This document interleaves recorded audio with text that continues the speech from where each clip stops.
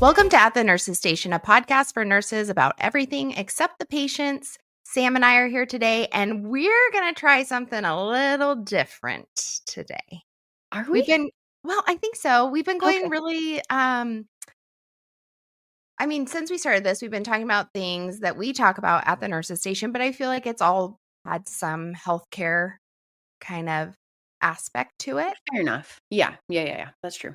And with back to school, back in action, we thought we would just talk about school and our education system and see where that goes. Oh, can you feel my stress through the Ethernet or the ether slash You were internet you were running late. Where were you?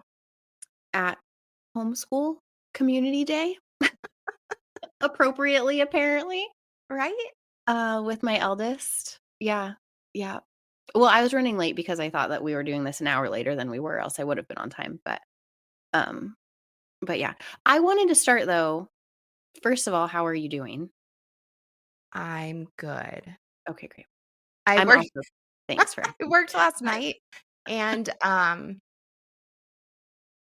it was okay. It was a busy shift and I didn't have like most of my besties there. So, Mm. that's all right. Yeah, that's how I felt about 2 shifts ago, but well, I was ragey and also didn't have anyone there, so it was a Mm. combination of stuff. But I wanted to ask you, because 'cause you're our resident trauma expert between the 2 of us. PTSD Yeah.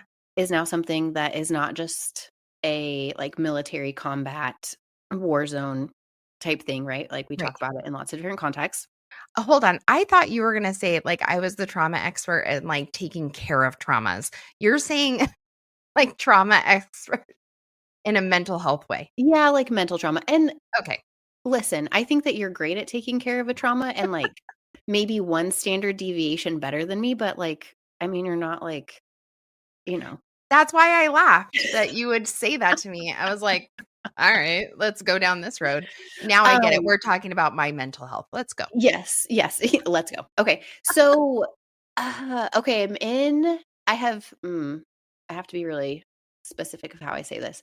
I think that there are certain career choices that put you in positions to endure more stress and conflict and negative things. So, we would Mhm, be an example of that, especially in the ER, but really anywhere in the hospital, patient care, nurses, police officers, law mhm. enforcement. I feel like take that. Obviously, military personnel, anywhere where you're like dealing with the general public, but you don't have the ability to not deal with them based on their behavior, might be the way I would phrase it. So, does that mean that we all can claim PTSD and trauma and thus perhaps be um, paid for it? Gosh, there's a word that I'm looking for. Like given things or money or whatever from those places of employment or the government because we endured that? Or is there a higher standard for these types of professions because we have voluntarily chosen to do them and we know that there is just a different level of interaction that we will have to endure? So Does you're that like question saying make sense? yeah, like, what is that called? The pay, like, Not reimbursed. helicopter pilots get, like, a risk pay? Yeah, but I'm saying, like, after the fact. So, like, if I've been a nurse for Oh, 40 and you get years, PTSD, should you get FMLA for PTSD? yeah, can I just say from my entire career of nursing, not a Mhm. specific like, obviously, if there's a specific instance, like, if policies weren't followed or something crazy happens, Yeah, like an active shooter or something horrible and terrible, I think that's a different conversation, but just saying, "I have PTSD from my 40 years of being an ER nurse." sure. Is that Well, okay? I think you can take advantage of the system in any situation. You're an So, advocate of that. Okay. not no, I'm not an advocate of taking Okay. advantage. I am saying that in this conversation, you're always gonna have people that do take advantage Mm, of the system, um, which makes it difficult, which is probably gonna be what we talk about with the school system too, right? mhm. So I do agree that you should be covered for PTSD, if something traumatic happens that affects your, like, say a police officer has a police officer shooting, Yeah. that kind of thing, right? Okay. Or something unexpected, like you said, like a traumatic event that is beyond what we are expected to take care of. But then you get into like the muddy water of who is in charge of determining that Mm. and the severity, and everybody's different and everybody's like trauma levels different. So yeah, that's a tough one. Well, okay then. I was hoping for more definitive answers, but it is my opinion. I am always going to be wishy-washy. You know that. I am. I just think, like, I don't think that you can claim that. I don't think that you can do your job for 3.5, 4 decades voluntarily, and then at the end turn around and say, "Well, I have PTSD from all of it."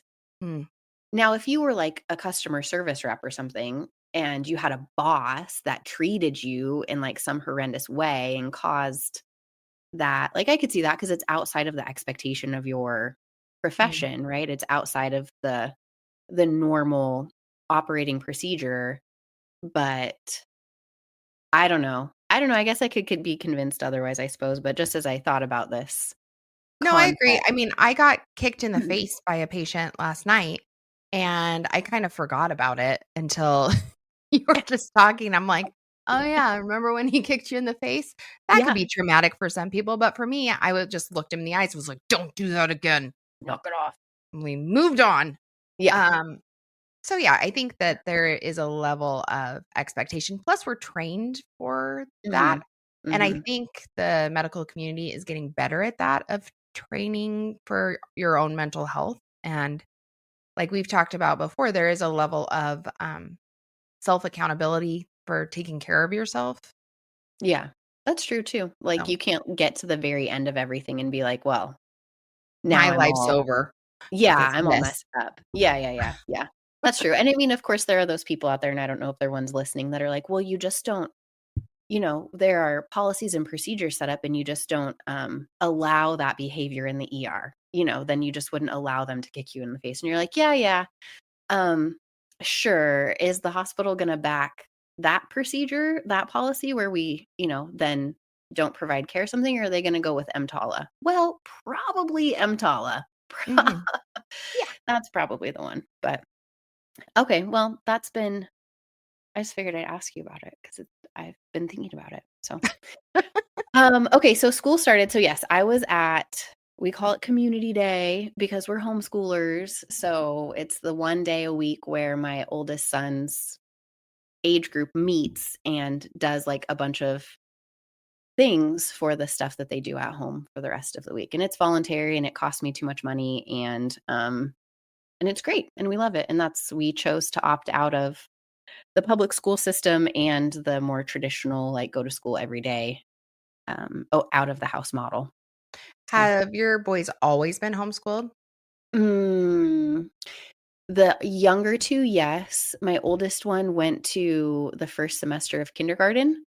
And between my husband and I literally not having the capacity to be grown up enough to get him to school on time and pick him up on time, uh, I don't know why. Like, we're responsible humans. Oh my gosh. And now we're talking about how I was late today. I'm usually not late to our things. So that didn't work for us. And then we also had like a really formative meeting with his kindergarten teacher. And I will never forget, she was like, "Yeah, he does really well socially. He's a wonderful kid. I really enjoy having him in my class." And I remember she said specifically, "He's right on track." And we're like, "Okay, great." And then later on in the conversation, she said, "But I have to cover up words on the board so that he doesn't read them for the other kids before we get to those words." And I thought, well, then he's not right on track, is he? He's clearly, and this is not, I mean, I do feel like you meet a lot of homeschoolers and they're like, "My kids are just so smart and they could never be part of the public school system because they're just brilliant." And I feel like I'm not that way. I don't know. I feel like I make plenty of fun of my children. But it just was like, I don't, if he's capable of more, then I would like to give him more in the areas that he's capable of it. And that's clearly not the environment that we're going to have here. So we pulled him out and we never looked back. Yeah. Yeah. Well, my kids have been mostly in public school. Mhm. Um, There was that little stint that you had. yeah. So during COVID, we did pull the kids out. Well, basically, the government just said your kids aren't going to get education for the next 9 months or Yeah. whatever it was, which was crazy. And I think that put a lot of people in this boat of like, well, what do I do now? And I think a lot of people just did nothing and let their kids just stay at home and play, which I didn't feel was great. And so I actually reached out to you Yeah. and was like, "What? How do I homeschool these kids?" Um, and I bought all the materials, and You we did. did all this stuff, and then when schools were back in, I was like, "Yeah, I'm gonna send them back because it's just a lot of work."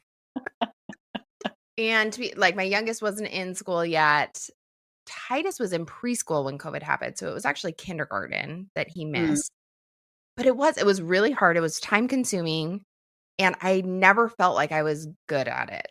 mm. I didn't feel like I was teaching them anything, and I was selfish and wanted my alone time. Yeah. So I sent them back, and then 2 years later, I ended up pulling one of my kids again, but it was for because of teacher issues. He was getting in trouble at school for just being a kid, and Mm, I was literally having to, like, stand up for my child and say, "You're not going to this school anymore." mm. And what was shocking is they have an online program that kids can do at home. It's all the material that they get at the public school, and he could do all of that material in less than 4 hours for an entire week's worth of school. Oh, wow. And so then I was like, "Why do you even go to school? This is the dumbest thing ever." But yet again, I sent him back because out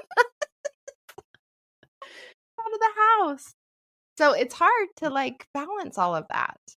So I think usually the question is to homeschoolers in like, why don't you go to public school? I feel like that's usually the direction that the conversation goes is like validate why you don't go to public school or why you don't send your kids to school. But maybe we could Yeah, do and it I the think I'm opposite. totally opposite. I am like, Right.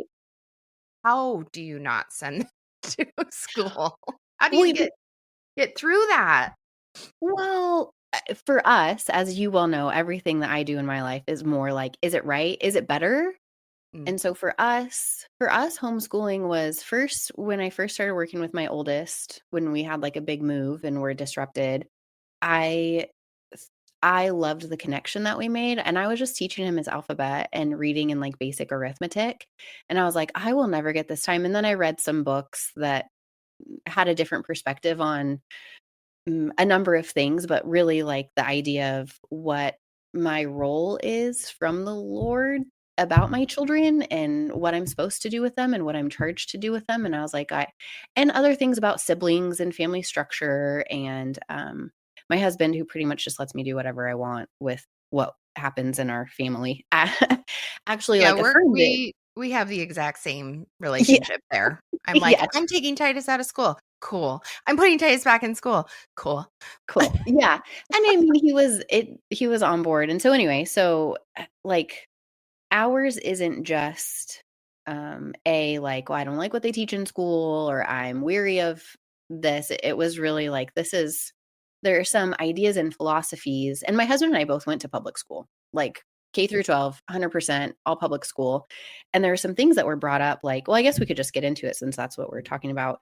The idea that your classmates become your siblings and your teachers become like a pseudo parent.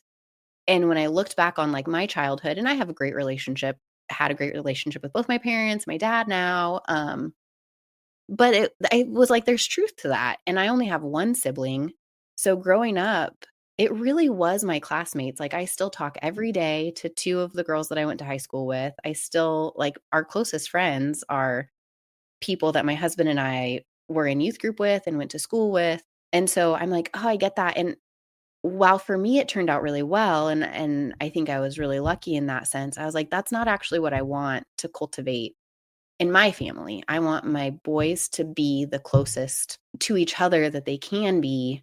And I want to make sure that I am like the parental figure in their life, me and my husband. And I think that that's more correct. And so that's why we have had a couple of public schools open that I really love. And I'm like a huge advocate for a couple of our specialty charter schools. And I've like been ready to sign the paper. And my husband's like, but wait, we're homeschoolers first and classical second. And I was like, okay, but the school is so Do cool. you do you think you'll ever get to the point, like, maybe in, like, high school or something where you will send them? Or what if your kids wanted to go to school? My youngest would thrive in school. I think that he would take it over. Mhm. And yes, my oldest is just starting middle school age, and I think that he is getting to the point where I either need to find more instruction for him, either through like personal tutors or online things, or I need to look at sending him to a proper classroom. But the other aspect of why we do what we do is because I also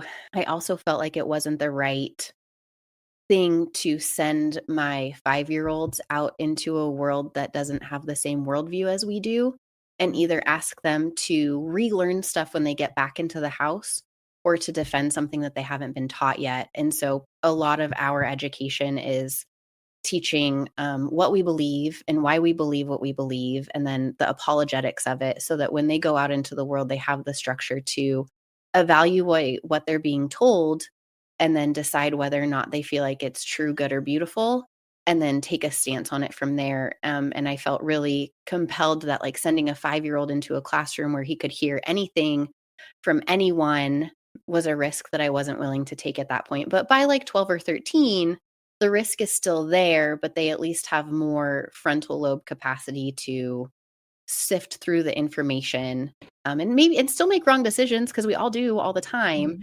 but still have more of a base for that, I Yeah. guess. Yeah. So I'll just jump in with, because my opinion is differing, Yeah. is I like that my kids are, like, in a place where they are confronted with a lot of different views and a I lot of different know. opinions, and I love the diversity of the world, and I love the diversity of beliefs, and I like having those conversations with them, and this is contrary to what, like, a lot of people believe, but I want my children to determine what their beliefs are, not just based on what I teach. Yeah. Um but there is a lot of fear in that, and there's a lot of scary things. I mean, when I was in 6th grade, I was public school, of course, too. Of course. Obviously, look at me. Clearly, That look was at a you. weird statement, of course. But I was in 6th grade, and I was riding the bus, and I watched a girl do a line of cocaine off the back of the bus, Oh my gosh. and I didn't even know what that meant. I didn't know what was happening, and I'm Oh, not saying that as an example of good things, I'm saying that as of, like, a risk of public yeah. school, right? Yeah. Is Yeah. that you don't have any of that control, but I also think that that made me who I am, as, like, Sure. being, exposed to so many things, and I've got a lot of street smarts, You do uh, indeed. Yeah. and, I guess, as a parent, I'm more of a real world, like, expose them and then we'll deal with it together. But I do see what you're saying, like, you wanna have control over what your children are exposed to. And really my point is at a young age, because you know me, I love a good argument. Like, let's Mhm, do it. Let's like, mhm, other opinions don't scare me, but both sides have to have the capacity to, like, they have to have the communication skills, they have to have like the skills in the English language, they have to have logic skills, they have to have knowledge of what they're talking about to have a good conversation. And I don't think at 5 you're able to do that. At mhm. 5, you just are told things from authorities, and I think most of the time it works out, but it just wasn't a risk that I was willing to take, and we were blessed enough, and I'm thankful for that, to be able, because I think the other part that really breaks my heart is that there are a lot of families that would benefit, whether from their personal beliefs or maybe they have kids that just don't do well, either physically or learning wise or behaviorally, being at school. But both Yeah. parents have to work, and there's just nothing you can do about that. Well, and I think that's where we kinda got to, is like your youngest. My youngest great in school. He just loves the constant stimulation and the Yeah. constant like friendships and teachers, and he's just super outgoing. And they've actually been really wonderful with his IEP and getting him extra help. That had I kept him home, he would have been emotionally frustrated. Yeah. Um, he Socially. Yeah. and then socially frustrated, and then I would be frustrated because he's very difficult to keep track of. So I think with our special education system, I think that he is just right where he needs to be. Now, my other kiddo that did get pulled out for a while, he would just love to be homeschooled for the rest of his life. And honestly, I've really considered it, but I also know that he would struggle socially because he'll just stay Mm. in his pajamas and not socialize with anyone and be totally happy. And that's fine, that's who he is, but we do have to learn how to, like, socialize in the world. And So there how is do you guys deal with that? I was gonna say there's definitely a misconception and gosh, oh my gosh, I have people that still to this day in my family are just like, "Well, are your kids even socialized?" I'm like, "Listen, they're not sitting in the corner, like, drooling, just reciting the presidents backwards." Like, my children are they're totally normal kids. I don't think that if you They met just speak them a little Latin. What's wrong with that? their second language, okay. No, so my kids are involved in loads of things, and I will say where we live, we have a really, really strong homeschool like, just like, loads of people homeschool. So when we started this journey, my husband was very much like, "But they're not gonna be like that family that we grew up with, right? Because those were the homeschoolers, and they were weird." Are my children weird? Absolutely. In a way that would be beat out of them by the public school system? Potentially, yes, but not in a, like, drooling, can't make eye contact, can't have a conversation. One of the things I love is, like, my kids actually interact with adults all the way down to, like, very small children all of the time. They are not just with kids their age, and that's by design. But Mm, they are in, like, a bunch of extracurriculars, like, we do, like, a Boy Scout kind of thing. My one fiddler is in, like, a little fiddle club thing. They play with the 40 boys that live in our neighborhood all of the time. They go to community day once a week. For kids that, like, don't have any cousins and don't go to school every day, I mean, you've met them before. I feel like they communicate very well and, yeah. listen about as much as So I'm any other I'm gonna school. I'm gonna push you just a little bit. I'm Okay, gonna okay, push okay. you a little bit because, I'm listening to you and it sounds great. It sounds like you're doing everything great. I would And never do anything wrong on purpose. Go ahead. no, and you always say how blessed you are, but that brings me to the point, do you think that it's a little bit of a privilege to be able Oh, I'm so glad you brought this up. to, Hiccup. give your children all those things because all those things cost a lot of money Amen. and a They lot of sure freaking time, do. Yeah. right? And so, yeah. I know. And yes, I think Kelly, I'm so glad you asked this because I wanted to bring this up and I wasn't sure how we were going to shift to it. So Oh, yes, I'm just gonna say it. in the current most states current educational structure and funding plan, it is all on the parents. 100% everything that we pay for comes out of our already taxed income to pay for. And yeah, I think our community homeschool thing costs us about 5 grand a year to do, and that's only once a week. Piano lessons are $35 a week per child. Trail life costs money, fiddle costs money, swim, every sport that we do, which sport costs money for every kid, right? Mhm, That's not different, but my kids don't get sports at school or PE at school. The Latin video that is on my other screen costs me money. Every subject I pay for, every subject we learn costs money. Every book I buy, but there are ways that this could be funded by because I pay taxes just like you and I reap none of those educational benefits. mhm, So, that's sort of what I was going to ask you. So, yes, I think in the current model, it's true. You have to be able to do it. And I don't think that that's fair for the reasons that I stated previously. Like some kids would really benefit from being at home, or just in a different environment that just isn't possible for their families. But how do you feel about like voucher programs? How do you feel about less funding going straight to public schools, but like the funding following the students? What is your opinion? Have you looked much at those? Well, and I mean, yeah, it's almost like talking about like what do you do with healthcare, right? It's a like I government funded healthcare. It is such sure. a huge problem. And it is a problem because there are the communities that desperately rely on the public school system for food and shelter and, things that the school Visual system was not screening, intended to provide. audio Um, screenings. but it has come to that because there are so many children in need. And we have not solved that problem outside of the school system. So let's give all the money to the school system and now it's their problem. It's almost like, you know, let's send all the psych patients to the ER and now make it their problem. There's such a issue with funding across the board. And yes, it is completely taken out of our hands.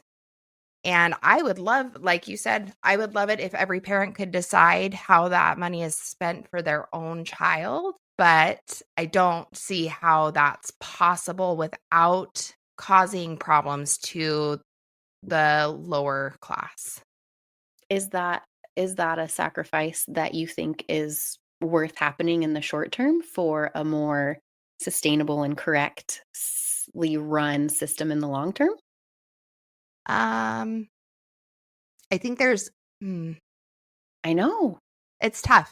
It's It's really tough. tough. And it's because I don't agree.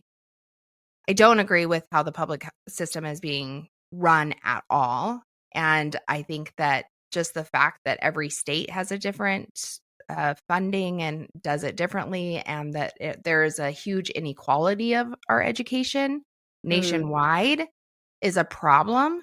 And giving the money to the parents is also very problematic, I think, Sure, not too. directly to the parents. I Not don't think there's a directly, yeah, but yeah, do you yeah. know what I mean? I mean, I feel like, with so many Mm, things, mm, I I know. I feel like our okay, let's really go there. Okay, let's go. Our country is too big.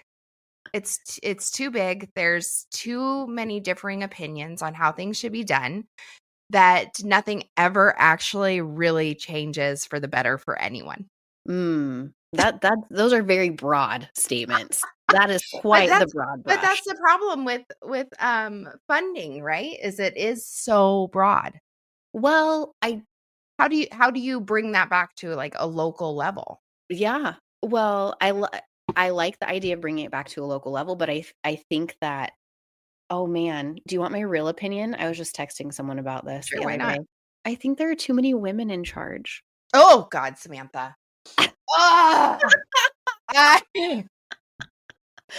But hear me I out. need to for just a second. Hold on, because whatever you say right now, I'm not gonna listen to because my heart is in my throat and hearing that. Okay, go on. Okay. I feel like because exactly what you're saying, women in general, en masse, we are good at compassion and we always want to provide and we always want to take care of. And we are very good at that. When that goes unchecked, sometimes you end up in a situation that you are describing where public education is a mandate of a state constitution, right? And that's great. Every state has a constitution, and in pretty much every state constitution, it says that that is one of the things that we have to do, which means that we have to fund it, which is also fine. But if that goes unchecked against what we're supposed to be doing, just like you're saying, you're like, well, we have kids in the schools that aren't eating because their parents aren't taking care of that. Well, they're at school. Let's help. Well, that doesn't seem bad. That seems like a noble cause. But then you add that on top of doing like scoliosis checks and then doing visual acuity and auditory hearing and then making sure like whatever else gets added on to this, then, 3 generations, 4 generations later, was it like the 1920s that we really started having public schools? Then you come to the place where we are at, where it's like, well, this really, really good idea and noble cause has gone slightly unchecked against the amount of money that it costs and potentially negative side effects of that, where, like you're saying, only, I don't like the word privileged because of the connotations that it has, but only those that are in certain positions are able to provide the best thing for their kids, and they really have no control over their public school to help make that better for their local needs. So I phrase that in such a, and the male essence, I don't know, they are just better, right? They're just better at saying no. And they're Oh, just better at pushing against things, and they're better stop it. at Okay. cutting. And so I'm not saying that it should all be run by men. I'm just saying that there are negatives to both models. Something run by all men also has its risks that we see, but something run by all women sometimes gets out of hand as well and goes off the rail. Okay. Hold on. So, number one, you are making my feminist brain explode I know, I'm and I want sorry. to vomit, but I'm it's sorry. okay. It's okay. We knew this was going to happen and we're just going to see where it goes. But let's be clear that it is not all women that are running the school systems. It is actually Mm. the majority of the superintendents, like vast majority are men. Are you sure? And the vast majority of politicians who campaign for these things Yeah, are yeah. men. So Okay. while we have teachers who are mostly women, Okay. those in charge are mostly men. So it just mm. And okay, then if we go down, Gonna if have to we, fact check I this. listen to you. I listen to you. Okay, sorry. So the problem that we get into though is once you start pulling away the funding from schools, Mhm. then the discrimination, the real discrimination that happens goes crazy. Mm. And like you said, that could be a short-term thing that we could fix in the long term with funding towards other social programs, Mm. Mhm. Okay. but which I don't disagree with. I don't dis- I absolutely believe that we need a full makeover of how our government funding is done. I agree with that. But I hate to see social funding be forgotten about because I feel like the role of government is to fight for those that don't have a voice, Mhm. and who doesn't have a voice more than poor, vulnerable children. Mhm. Mhm. So, if the only way that those children are currently getting what they need is through the school system, you can't make a rash decision to just say, "Well, let's just pull it all and screw those kids. We'll see how they do next generation." Oh, that is not how I would characterize my argument, as rash, but and not play, I see your point, but as a one, Mhm. I think that the thought that goes through my mind is this the most appropriate way to do this? And is this really the responsibility of the school system? And to me, my thought is, well, the the authority over a child in a school is only delegated authority from the parent. Mm. And where are the parents? And that is really who I feel like needs to be held accountable for the fact that their kid doesn't have, like, clothes to wear, Mhm. or is hungry, or doesn't have access to, like, basic needs. And so I definitely hear what you're saying. I'm definitely like, it would hurt my heart to do it too, but I just tend to be someone who is more okay with making, like, a decision like that, right? Like, it doesn't break my heart as much as it would for other people. Me. That's why people think I'm Me. heartless, which I'm not. But I think, like, why aren't the parents held accountable for the hardship that they're causing their children? Right. So, Well, and then you get into the argument of how do you hold them accountable? And that's like a totally. whole nother issue. Totally, and I don't know what the right answer is there either, but what I appreciate is these are real issues that need to be Yeah.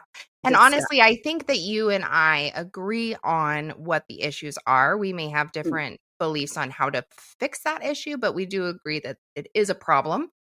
yeah.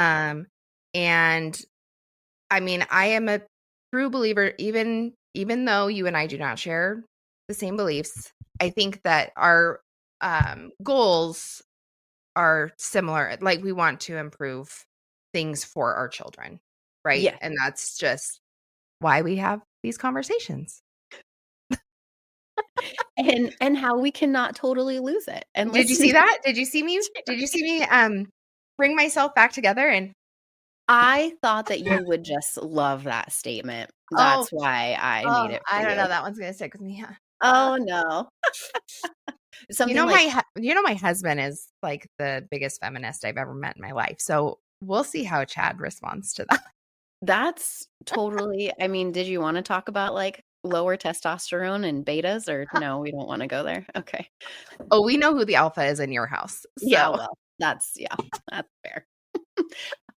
Before we, like, move into talking about other fun stuff, I was hoping that this statement would be controversial, but sadly, I think we agree. Like, nursing school huh? sadly, we agree. Sadly, we agree. Nursing school should not be a college degree. Nursing Mm. school should be a trade. That's my opinion. We did talk about this, and I am a huge believer in trade schools. I think Mhm. that's honestly what probably every profession should be, unless you're like a philosopher, you know, something like that. Those people. Yeah, yeah, yeah. Yeah. I mean, even teaching could be a trade school. Yeah, And yeah. you are and maybe you're missing out on some of those floofy classes that you find out, like, actually change your life, and all of that, but honestly, I think university is a huge waste of money. Mhm. I feel like, my freshman year, I was a pharmacy major, and my parents and this is in 2001. My parents spent Okay. over $10,000 that year, and I didn't use one piece of that. And so that'd be what, $30,000 now probably? Something Oh, yeah. ridiculous? Anyways, that has nothing to do with what we're talking about. Besides the fact that universities are a huge waste of money, and I think that, yeah, nursing school, you go, you learn good skills, you learn how to communicate in ways that are expected in your profession. Um, Professional and, clear. Yeah.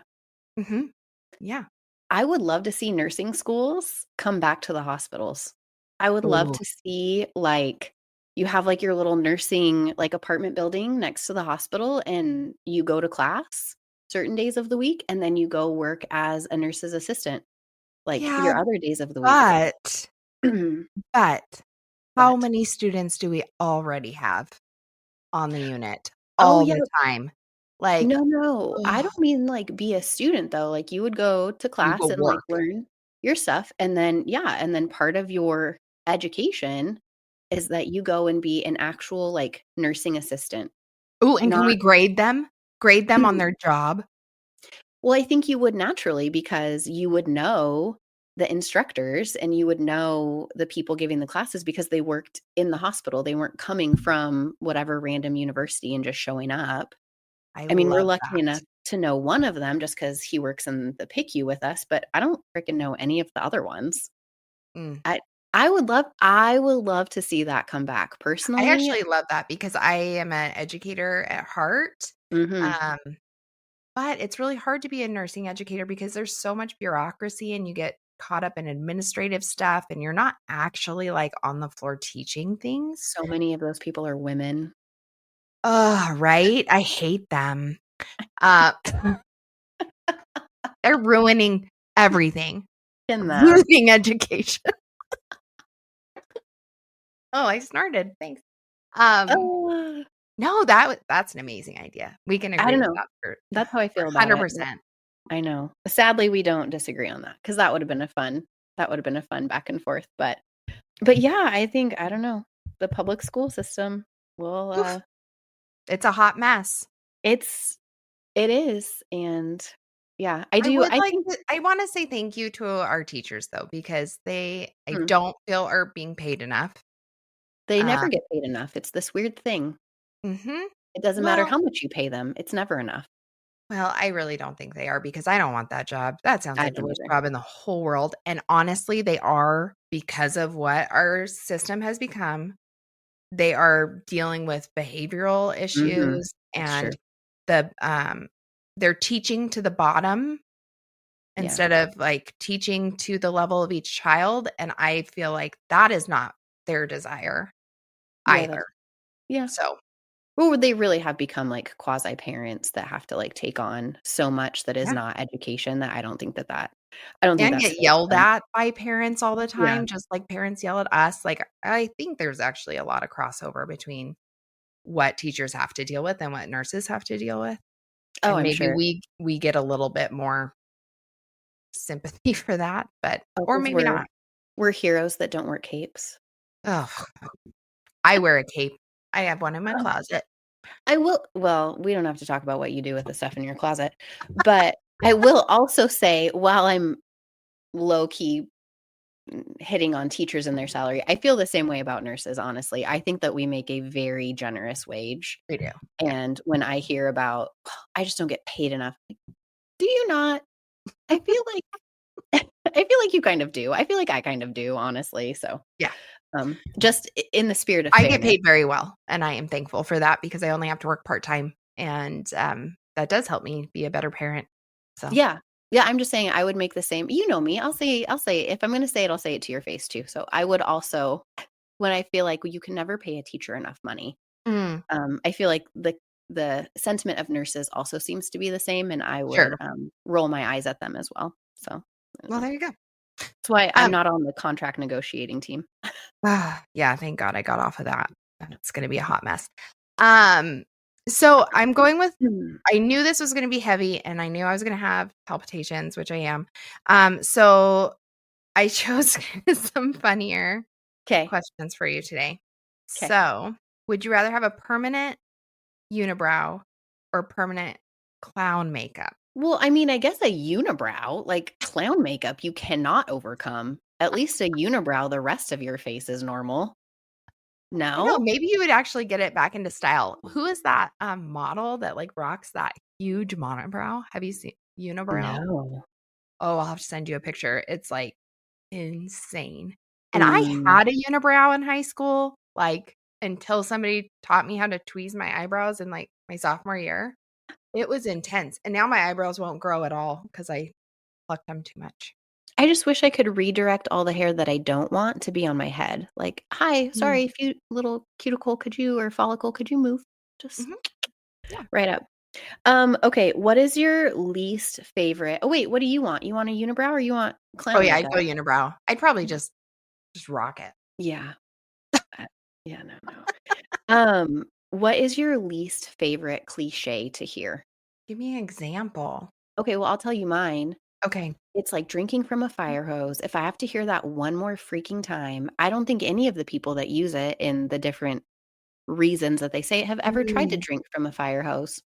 mm, So yeah, my guess is that it's not like that. yeah. So something like Um, okay, let's see. I have to look some up. Hold on. okay. We'll just edit this part. Okay. It's a good question. Most of my questions happen when there's something that I'm irritated about that I wanna ask you about. Oh, okay, I have a good one. Okay. The grass is always greener. Oh, I don't do like you that at all. you just wanna yell at someone and be like, "No, it's not." Or, yeah, sometimes the grass is greener. Like, because you see that when, like, people, wanna make a change, well, the grass is always greener. Well, sometimes it is, like, Yeah, sometimes the grass is greener. it's true. Sheila. Sometimes it's more wet, but Yeah, it's definitely greener. So what? yeah. And actually, I have a friend's mom whose name's Sheila, and I love Sheila, so I don't know why I threw that name out there, but Oh, I didn't even hear you say Sheila. It just sounded like when she yeah, said I was and gonna say Karen, but that's my mother-in-law, so okay, this is another okay. this one's ridiculous. Do you think cannibals Okay. okay, do you think cannibals think clowns taste funny? Are you cracking yourself up over there over this? I couldn't even get it out. No, you I couldn't. That's hilarious. I don't feel That's like like those my are real mom those are questions. my mom jokes that I tell my kids, by the way. Ah. Well, that was gonna be my next question. What's your go-to joke? Is that it? Oh, didn't I tell you the pirate one before? Not that I remember. Okay. What's a pirate's favorite letter? Oh, R. Ah, you think it'd be R, but it be the C. Oh, you ding dong.